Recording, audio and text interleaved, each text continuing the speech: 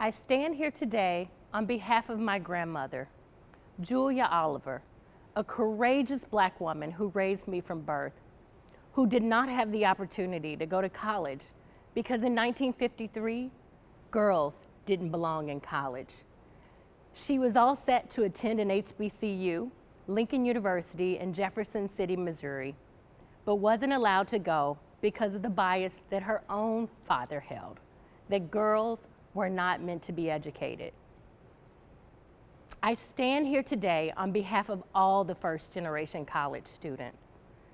I stand here today on behalf of those who have received some sort of government assistance, for all of those who have been raised in non-traditional households. I stand here today on behalf of all of those who just had to figure it out. I stand here today as someone who has been mentored and nurtured.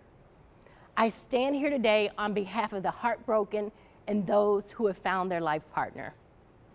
For anyone who has needed a little more help, a bit more empathy, or a lot more support along the way. For all of those who are stuck in the middle of two identities, not quite a perfect fit for one or the other. I stand here today as a reflection of all the teachers, coaches, and principals that represent much more than their titles, who encourage and inspire, and those who go the extra mile. For those who are incarcerated or who have parents who are incarcerated. For the ones with the accents, with the darker skin, or any other difference that may not always be valued. For all of those who bring their whole selves to work and those who are afraid to. For the people who are the only ones that look like them in the room. I am the product of Dr. King's dream. I am standing here today on behalf of the praying grandmothers who sacrificed their dreams to uplift those of their loved ones. For the women who are fighting to be seen. For the moms who make it look easy while carrying the invisible load. I am standing here today for the young people who are finding their voices. For the Black and brown leaders who are lifting as they climb.